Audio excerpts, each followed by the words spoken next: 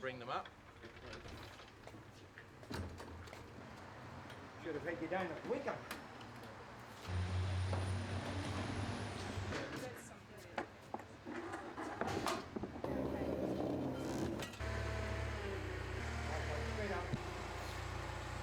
Keep going. Keep going. Right, there you go.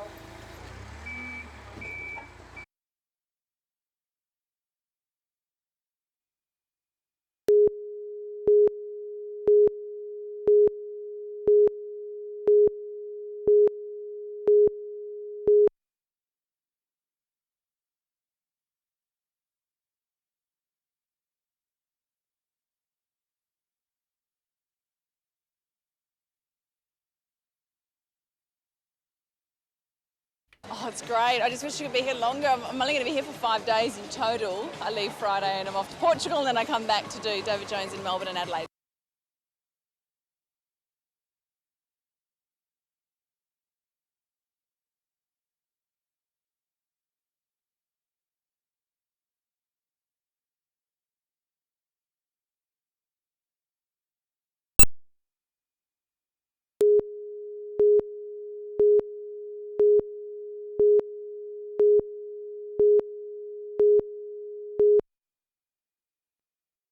When devastating floods submerged a wide area of the Hunter Valley 50 years ago, thousands of homes were damaged and 14 lives were lost. Some say we've learnt very little from the big floods, with Maitland Council this week approving 9 new home units planned for the old Chelsea cinema site in Melbourne Street, East Maitland, which is right in the floodway.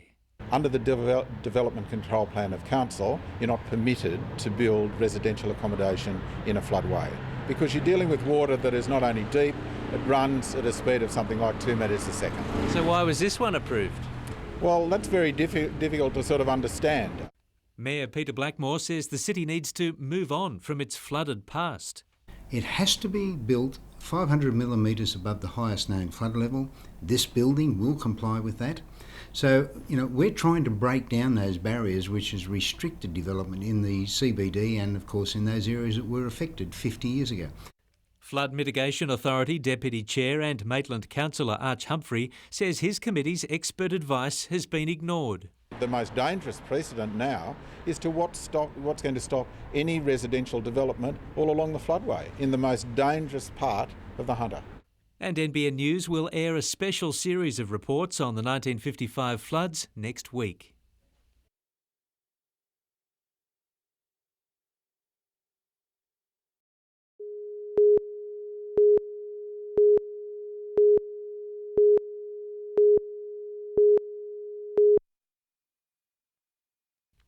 "85-year-old Rachel Johnston is one of about 450 elderly people in the Hunter each year whose lives are turned upside down by a hip fracture.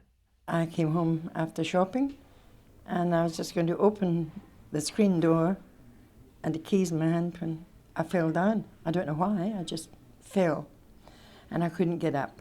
I think the sad bit is, of course, she was a woman living independently, broke her hip and wound up in a nursing home. And now, having been in a nursing home, she's fallen here and can no longer walk independently, so it's not an untypical story. The Hunter New England Area Health Service has won funding to employ an aged care professional who'll work in nursing homes and hostels to help prevent injuries from falls. One of the key strategies of the trial will be encouraging the use of special underpants that contain shielding that protects the hip joint. They can reduce about 50% of hip fractures. So for people who fall, if they wear these protectors, about 50% less hip fractures than people who aren't wearing them. Calcium and vitamin D supplements are also considered useful in preventing injuries from falls.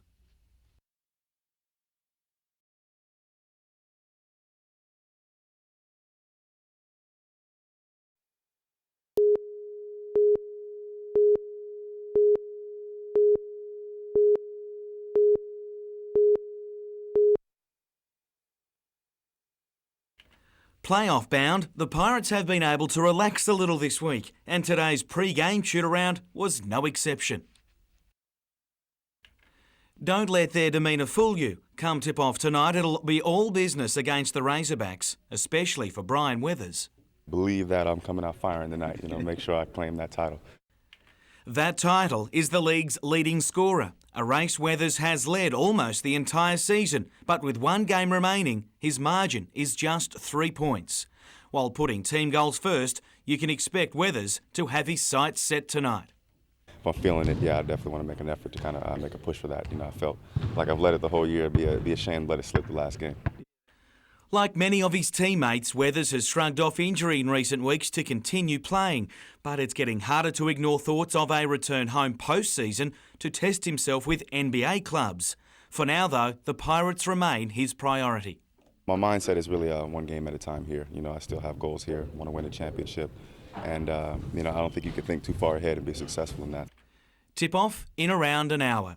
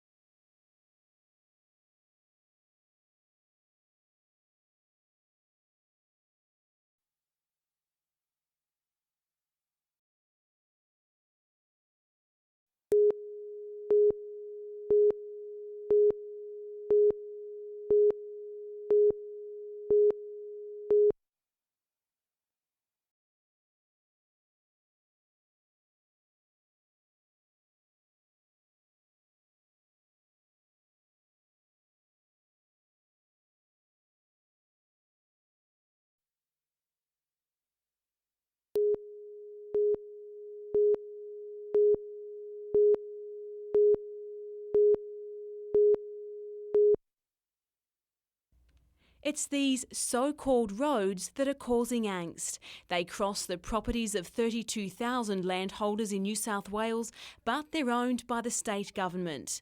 The family of Singleton farmer Ian Bailey has maintained this access road for more than a century, and despite hours of work, Ian and his wife Margaret could be forced to fork out $750 every year to rent a track they rarely use.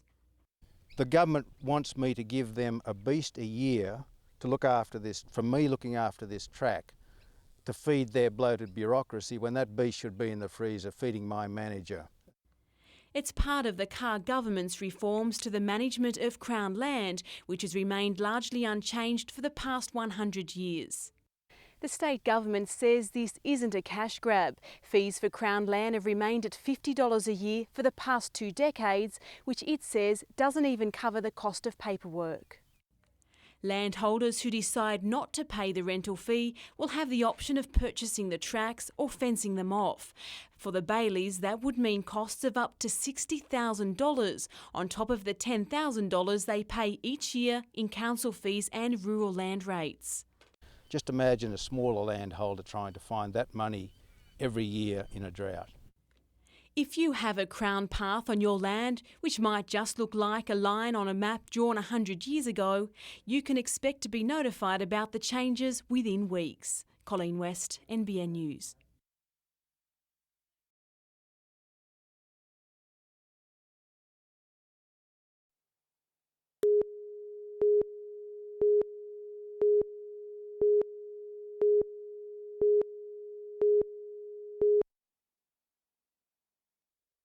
What makes a good showgirl? Well, you don't need to know your breeds of chickens or even how to milk a cow. Well, a good showgirl, so they have some local knowledge, a bit of knowledge about the local and the national farming area, their personality, appearance, grooming. It's not a beauty contest, it's just like a well-rounded Australian girl. That's what we're looking for. For the first time in the Newcastle Show's 103-year history, it looked as though the showgirl competition might not go ahead. There were only 3 entries. But show organisers have been busy talking up the competition on Newcastle radio, and another 14 girls now look like entering. Miss Newcastle Showgirl will be required to meet show sponsors and present ribbons to exhibitors. And of course, there's a great prize. The first prize is $500. The second prize is $250. The first prize also has a $500 open order from Glengarry and also 6 months hairdressing by Hair Doodah. The winner of the Newcastle Showgirl pageant will then compete for the zone title and could go on to Sydney to compete at the Easter show for a trip to London. Already the Maitland and Morisset showgirls have won their zones and will go to Sydney. Christine Tondorf, NBN News.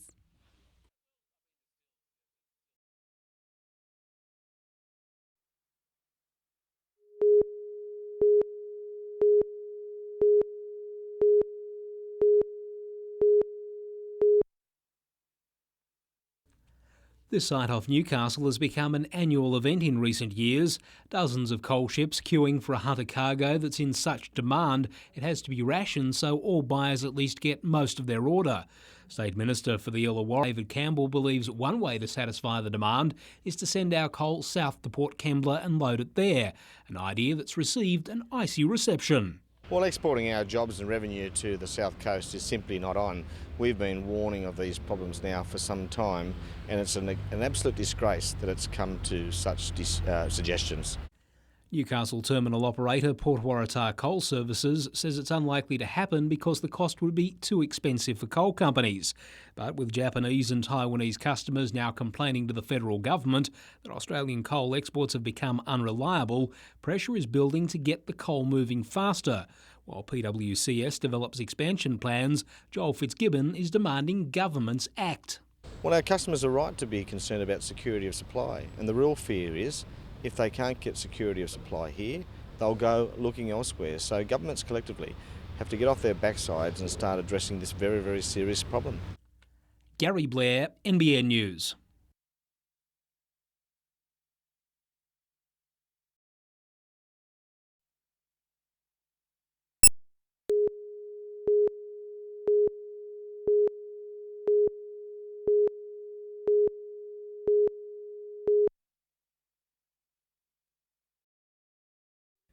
Jared Botha's been kicking so hard during recent training sessions he's leaving bruises on manager Rob Murdoch, even with the pads. Squeezed out of their regular training venue at the showground due to the Newcastle show, this warehouse at Adamstown is now headquarters. We've been shipped around a bit with a bit of a makeshift gym we've got here, but hey, you've got to do what you got to do, and the more obstacles in your way, the better you feel when you get up on the night. It's been a quick ride to the top for the 21-year-old who upset world number 2 Prince Hamid from Morocco last July, surprising everyone. I don't like fighters to jump too large steps of the ladder, but he's proven himself at every time. The towering light heavyweight will push for the ISKA Intercontinental title at Newcastle Panthers on March 5, up against Finland's 5-time national champion. Nicholas Wimberg, he's a professional fighter from Europe. It's going to be a really hard fight. I'm really keen for it. I'm confident I'm going to win. And should he do that, his world ranking is expected to skyrocket. He should definitely be in the first 3, which will give him an opportunity to challenge for a world title. Adam McIlrick, NBN News.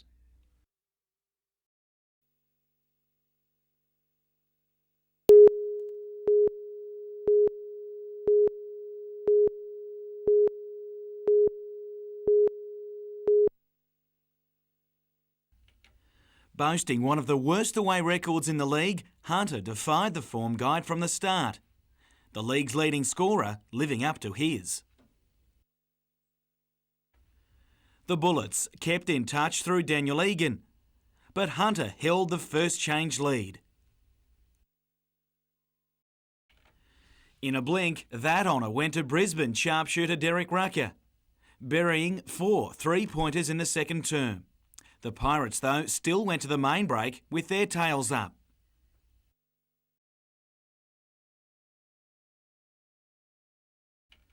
Franklin hitting 26, Weathers jammed 27. But in big games, the big names pull out the match-winning plays, and Rucker led the charge for Brisbane. In defence, then attack, Rucker was ruthless. There's no doubt Hunter had little luck down the stretch. But they weren't about to blame referees as their season unravelled in the final few minutes. They're down there grieving at the moment, but they, I think they all want to stay together.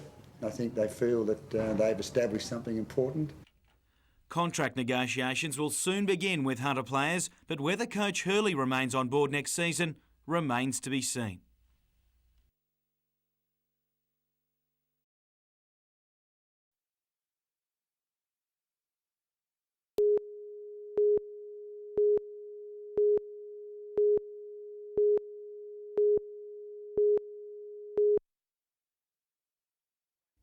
It was an absolute thrill for Ella McDonald to see her mixed media artwork hanging inside Newcastle Region Art Gallery for the first time, appropriate given her work was inspired by Newcastle's urban landscape.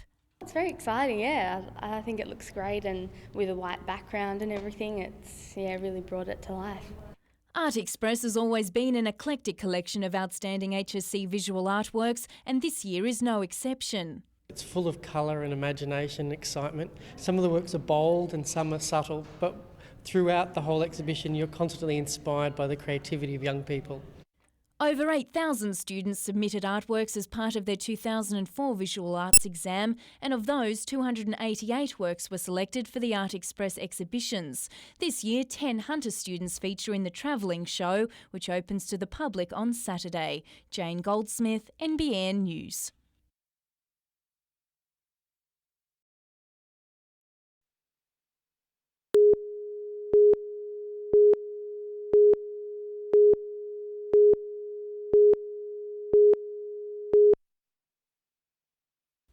Anthony Quinn is among the walking wounded, injuring his shoulder in a match where the Knights lost much more than the game. Hopefully I might be back round one, but unfortunately a few other players got injured as well, so hopefully it's not like last season.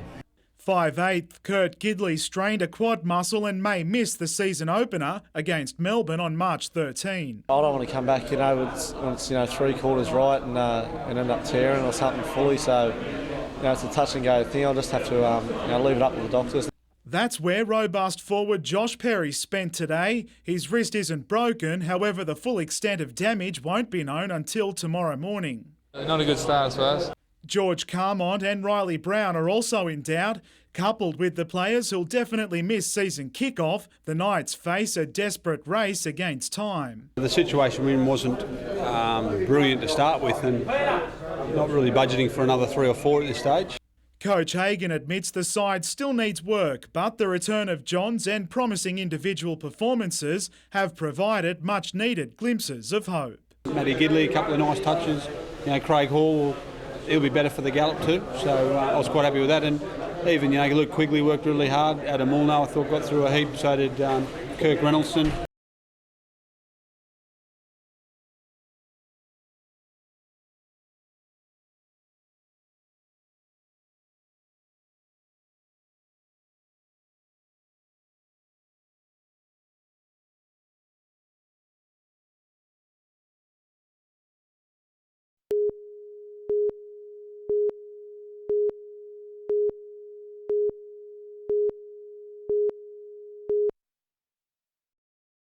The Jets have all but secured the services of young English striker Guy Bates. The 19-year-old is still overseas, however Jets officials have sent off details of his contract this morning in what is a 3-year deal. When the paperwork is done, the Jets will play in a series of trial matches, including games with NBN Soccer League teams. In the Charity Shield pre-season trial last night, Broadmeadow Magic claimed first honours of the year, despite Western scoring first in what was a grand final replay.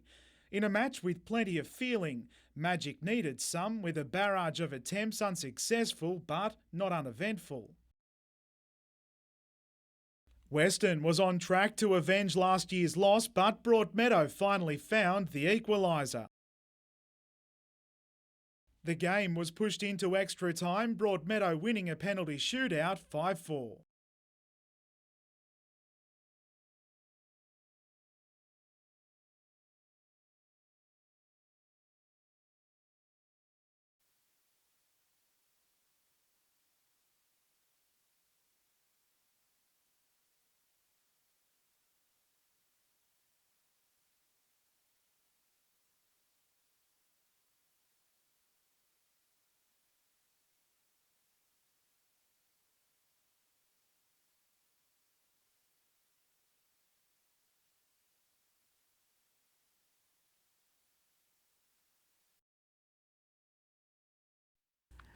This raid on the Newcastle clubhouse of the Nomads was the breakthrough police investigating the activities of the outlaw motorcycle gang had been waiting for.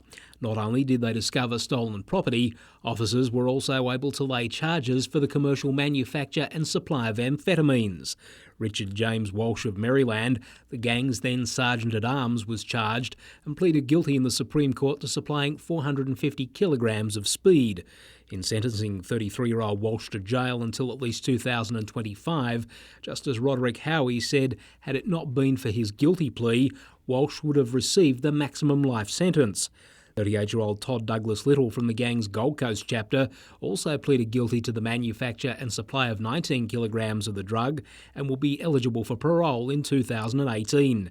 Police involved in the Nomads investigation say Justice Howie's sentences send a strong message that drug dealing won't be tolerated. Gary Blair, NBN News.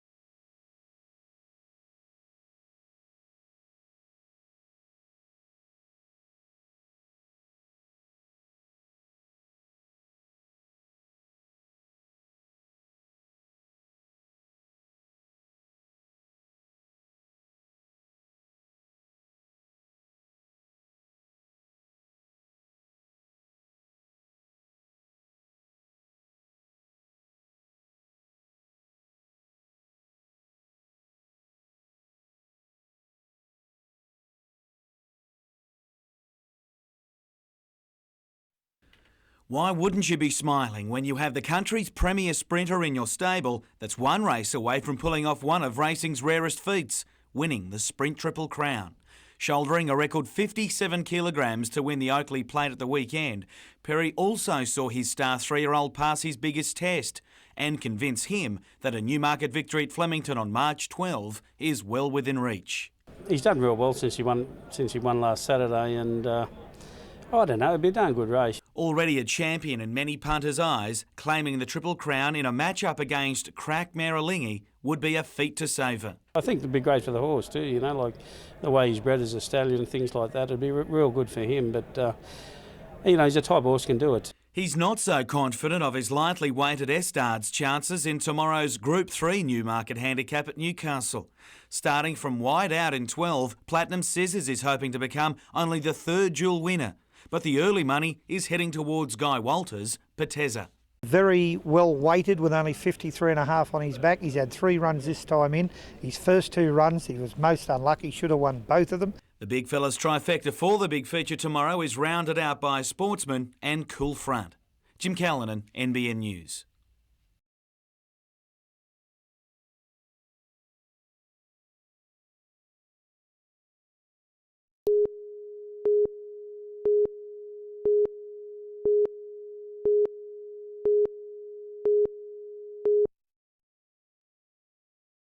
A good report from the specialist means Daniel Abraham could make an early return from his ankle injury. Making next weekend's opener against Melbourne is a very remote possibility. Abraham more likely to be ready for the second or third round. Josh Perry still awaits the results of an arthroscope on his wrist. If major surgery on the tendon is needed, the prop could be sidelined for 2 months, while Kirk Gidley and Riley Brown are both out for round 1.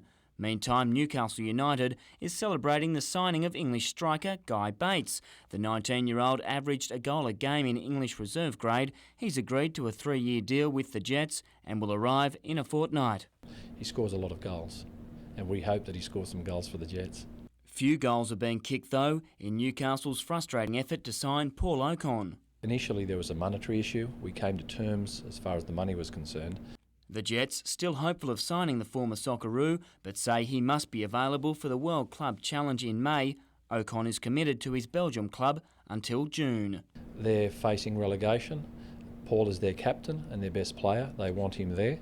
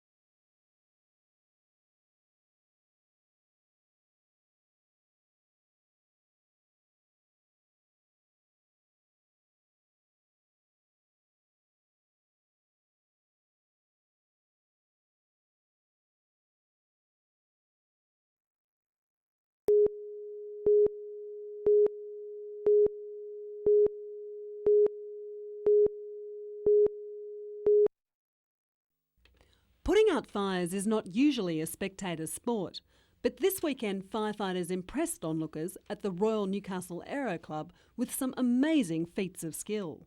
About 70 firemen from across the state took part in the 2-day competition, which featured 13 events.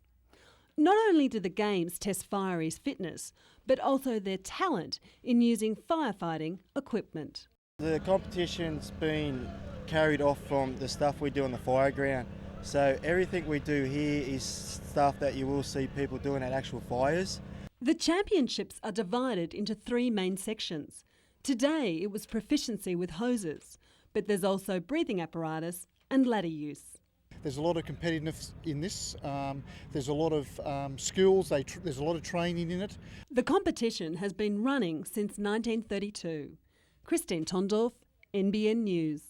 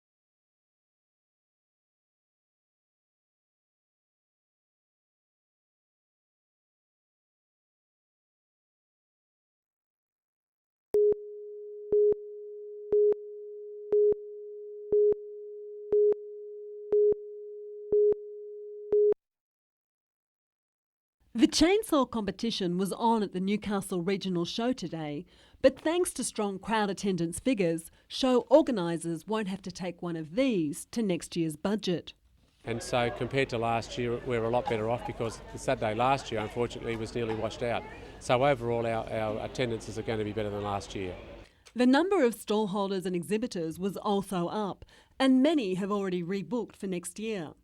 But everyone knows that the show is really just for kids, and this year life for parents with little ones was made easier. A number of community groups, including Kids Safe Hunter and Life Education, set up a kids' respite tent where littlies under 5 and their folks could go for some time away from the hurly-burly. Then, of course, it was back out into the thick of it.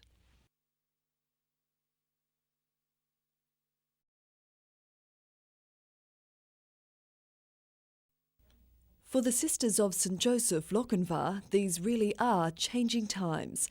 Many boarded in this very building as schoolgirls. More recently, they've run an education centre here, but soon their long association will end. The nature of the church and the world have changed, and we have to respond to that. We have to be realistic about what our sisters can do in this day and age.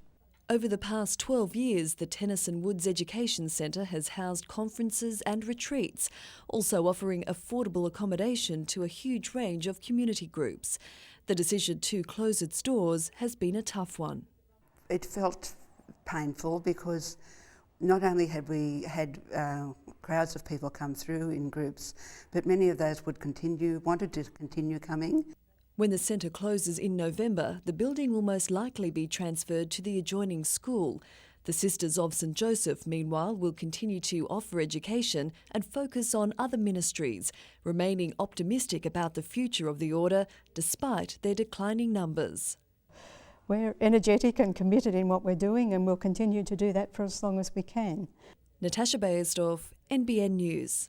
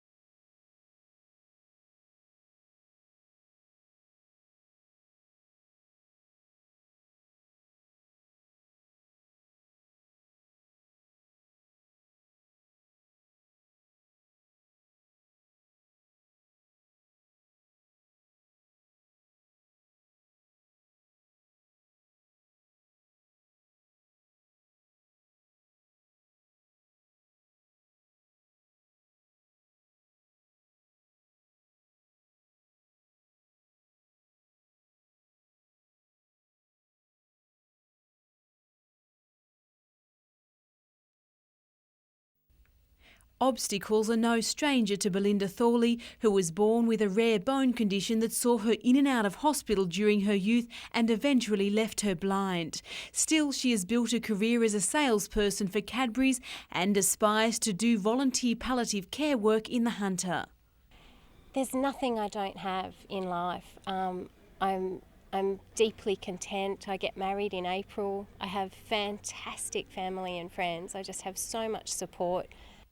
Rihanna Griffiths may only be 19, but the highly motivated Newcastle artist is an example of how dreams do come true. Rihanna has become a regular on Australian television, featuring in commercials, drama and films, including the 2000 sci-fi American film Pitch Black alongside Vin Diesel.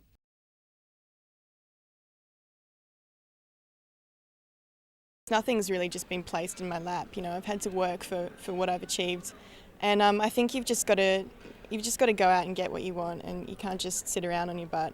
It's people like these International Women's Day aims to applaud while inspiring others to make the most of their talents. And guys, if you're feeling a little neglected, just hang in there until June when you'll have an entire week to celebrate your manhood. Colleen West, NBN News.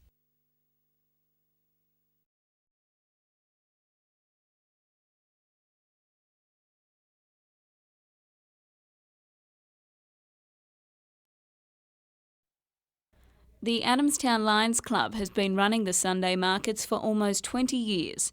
Every week, around 150 stallholders pay $7 to sell their wares. Late last year, the Lions Club donated more than $18,000 of market money to the Hunter Melanoma Foundation, which recently purchased a state-of-the-art image analyser. Researchers at the Oncology and Immunology Unit of Newcastle have just started using the special camera and computer software to analyse tumour samples. It's saving us a lot of time and making the work a lot more accurate, because whereas before we would sit in front of the microscope and have to examine the slides ourselves and look at them by eye and basically try and guess. Eliminating the possibility of human error, data gained from the image analyser will be used to try to work out ways to treat melanomas, which are resistant to many of the chemotherapy drugs available. So what we're trying to do is characterise the melanoma cells from different patients and also the differences between primary and secondary melanoma, and see what the differences are within the cells that are making them resistant or in some cases sensitive to the drugs. The research is particularly important for the Hunter, which has one of the highest rates of melanoma per capita in the world. Jessica Phyllis, NBN News.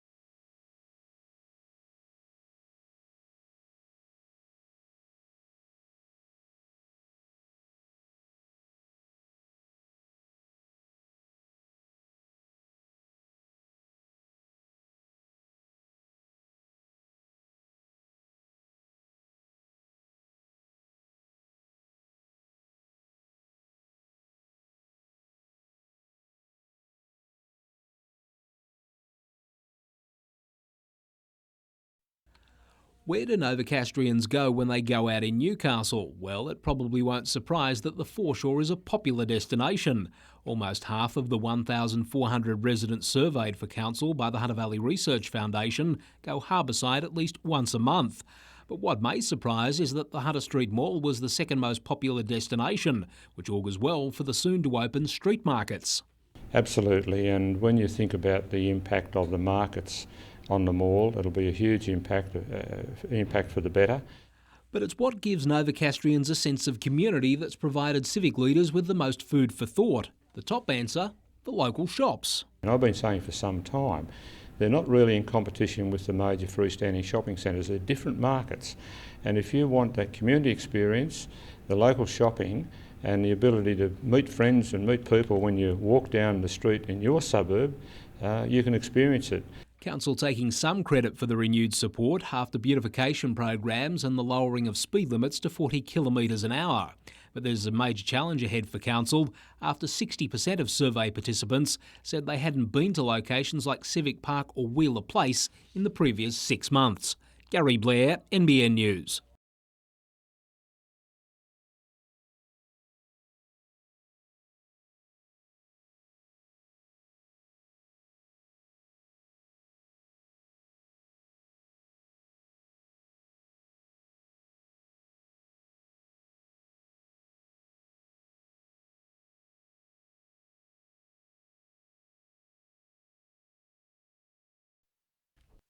The airline says it's not prepared to carry out expensive improvements needed at the Belmont Airport and will relocate its operation to Williamtown within 3 weeks. But councillors are going down fighting. They want to find another airline to fill the void. I'm sure there are a number of operators who would be very interested in looking at this profitable site, because it was very profitable back in 2002. So you have to ask the question, what has happened? Aeropelican owner International Air Parts is taking action in the Land and Environment Court to make Lake Macquarie Council either buy the airport land or rezone it for housing. I would be in favour of council purchasing the site and tendering for an operator who wants to run it as an airport. While that's the preferred option, Council hasn't ruled out its own future housing development if it winds up with the land. It really depends on the terms under which we would be acquiring the site. The option would remain then for Council to try and develop the site in a fashion that it sees fit at that time. Obviously the purchase price will be a factor that will influence that decision.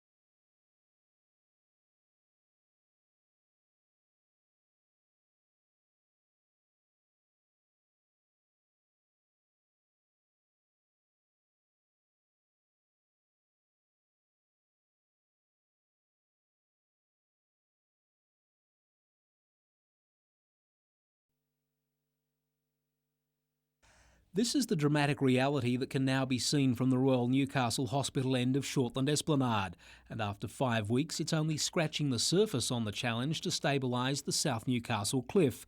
What the clearing has revealed to Newcastle Council General Manager Janet Dorr and her staff is that their cautious approach to the rock issue was correct. Well, the work certainly confirmed that the cliff has been unstable. There's lots of loose areas. The whole object is to protect public safety. That's what this exercise has been all about. So far, 1,100 square metres of bitu bush has been removed, allowing excavators working overhead and at the base of the cliff to shift 2,400 tonnes of rock and soil, with half or 240 truckloads of material sent to Wallsend's Summerhill tip for reuse. And there's plenty of work to be done. Yes, there's rock bolting, putting huge rock bolts in, like they do at mines, and shotcreting, potentially, some of the areas. Then putting a rock catch fence in and stabilising the sea walls. It's a big, big job. Even though Council will soon investigate the potential for future pedestrian and vehicle use of Shortland Esplanade, the area won't reopen before September. Gary Blair, NBN News.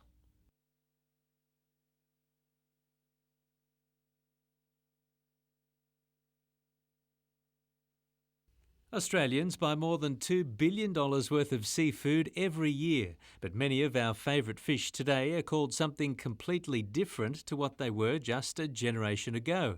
If you call this a blackfish, you're so behind the times, and according to our PC government, you're likely to offend someone. Try telling that to the blokes who catch them for a living. I know the fishermen who catch them still call them niggers, which is politically incorrect. They call them blackfish, which is politically incorrect. They are now known as a ludrick, and that's what we name them in the window, as you saw. The feds have spent $10,000, courtesy of the taxpayer, drawing up a list of the new names, like mulloway instead of jewfish. Snotty-nosed trevally is now blue wahoo, and dolphinfish is mahi-mahi. Traditionally, I guess the fishermen have had names for their fish, and when they send the fish through to us at the co-op, they'll put a certain name on the box, and we have to, change it now and get it correct. In New South Wales, this is a Balmain bug, but in Queensland it's known as a Moreton Bay bug. And the name prawn seems much more manly than shrimp. If you feel gutted by all this political correctness, spare a thought for the one they didn't change, the poor old flathead.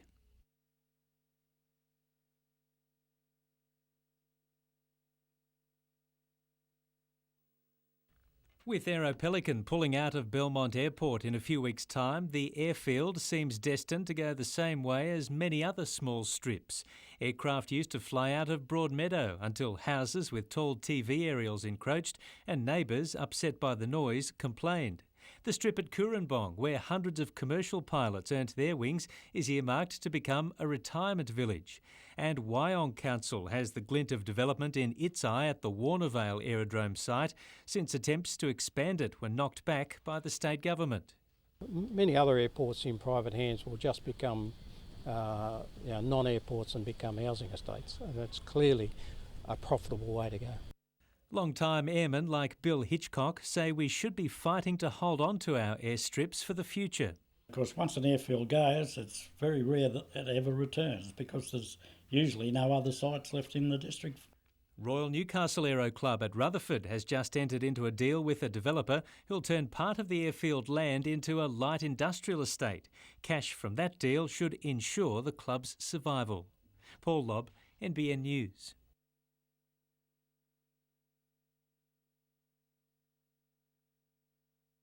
There was no way Maitland Rugby League officials were going to miss this season launch, their attendance testament to months of hard work. Unable to compete last year due to a lack of players, the Pumpkin Pickers are back for the long haul, complete with new sponsors and players. We'll definitely make it. It might take 2 or 3 years. We're not going to do it overnight, but if this year is very important that we get this going, and then if other players, might want to come back to Maitland. Game 1 will see them play Premier's Western Suburbs on Saturday afternoon in what will be a baptism of fire. Keeping with the theme of new beginnings, the Newcastle Rugby League held its season launch outside of headquarters for the first time. On top of a lucrative 5-year deal with Tui's, the Newcastle Jockey Club has also come to the party. They've got a huge database and we're just going to share some ideas, share the venue like today, and wherever we can take the opportunity to be part of their growth along as ours. The Westpac Rescue Helicopter is the league's designated charity, completing an impressive list of corporate deals. Adam McIlrick, NBN News.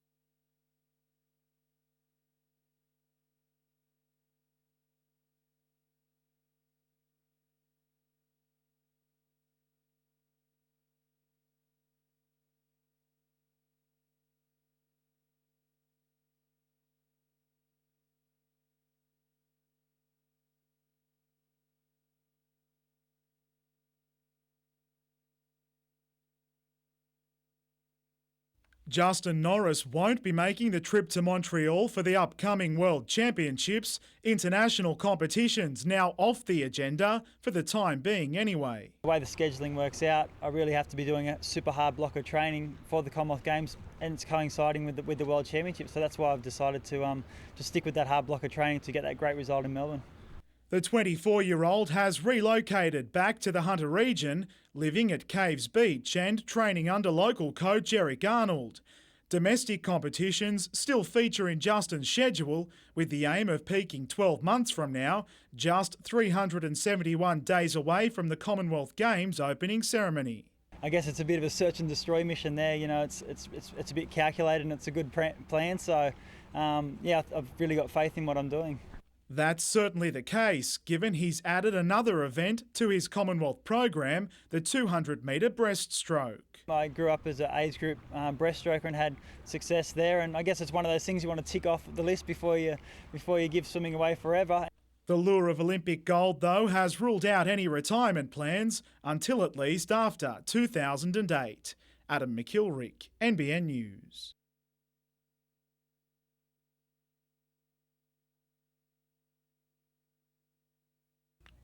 Dr. Mark Baker studies infertile men, and his research has identified key enzymes missing in their sperm. He says if the proteins present on fertile sperm that are absent on infertile sperm can be isolated and disabled using chemicals, then it would be a solid base for the development of a male contraceptive pill. Such a pill would have a huge market in non-Western countries, which for various reasons do not accept current methods of contraception. Do not accept condoms as a contraceptive, they won't accept the female pill. So the World Health Organisation instigated a program whereby investigators could look at coming up with a reversible male contraceptive pill. Dr Baker has pinpointed 5 such enzymes from the thousands of proteins contained in each sperm cell, which are now being screened by a German parent company which tests their ability to be drugged. An important part of the study is ensuring the contraceptive effect is reversible. The male pill could be on the market in 2 to 3 years. There'll be an injectable form of it, which will work in a matter of hours, but it will last for a couple, 2 or 3 months. And I think if the need arises, there'll be an oral form. Jessica Phyllis, NBN News.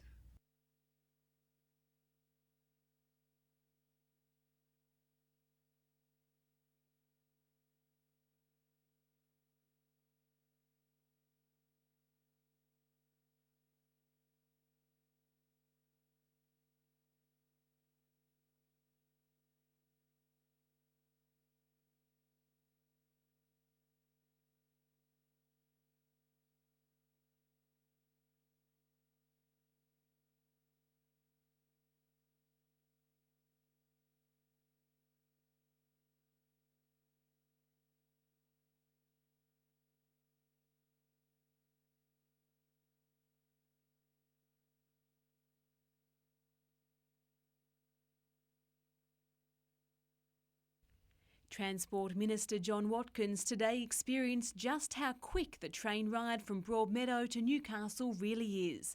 In just a few years, though, commuters will be forced to change transport modes to complete their journey to the city. You have to get from Broadmeadow Station up 2 flights of stairs onto a bus that goes through about 6 or 7 traffic lights. Getting up into buses with sore limbs, with arthritis, and also get bus sick. These were just some of the concerns waiting for Minister Watkins as he stepped onto the Newcastle platform this morning.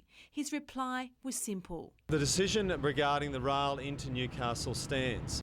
Instead, he flagged the creation of a transport plan for the Hunter, which will look at the need to upgrade local railway stations, the issue of disabled taxi use and inner-city traffic congestion, among other things. That's why I'm here to visit the sites today to see what we can do to achieve a fast, reliable and safe bus system from Broadmeadow into Newcastle.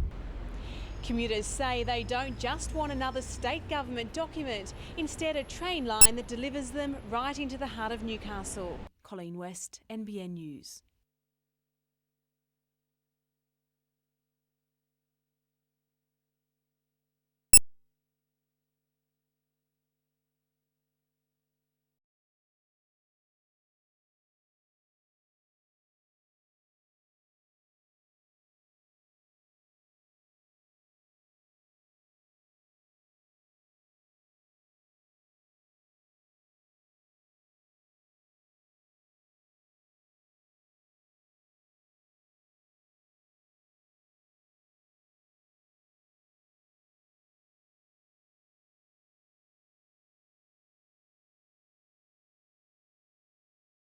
"1,000 people in New South Wales will lose their battle to bowel cancer this year alone. There'll also be a further 3,000 people detected with the disease, but research being carried out at the John Hunter Hospital aims to ensure many of those cases won't be life-threatening.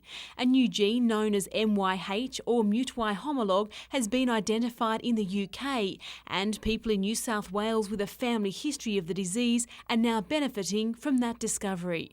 Now able to identify a proportion of patients that we previously were unable to identify their genetic risk of developing bowel cancer. It's estimated that about 1 in every 200 people carry the gene, but at greatest risk are those born to parents who are both carriers. You would be able to identify an individual within a particular generation, test them, and take that information and apply it to all the other brothers and sisters of that person to assess accurately their risk of developing disease. Those concerned about their risk of bowel cancer are urged to contact their GP, as history shows early detection results in the best outcome. People with a genetic disposition should be screened regularly. Colleen West, NBN News. It's been a shocking start to 2005 for the Knights, and that's even before season kick-off. It couldn't get much worse, with 9 walking wounded, and this latest news that potential major sponsor Gizmondo has pulled out. It was a disappointment. We were very close to Gizmondo. We'll now move back into the marketplace. The Knights won't say why the international electronics company, which produces a handheld multimedia device, has backed out of the $700,000 annual sponsorship deal. Well, our understanding of the situation is that Gizmondo's Australian division are happy to go ahead, but they haven't received approval from overseas. There's not much we can do about that.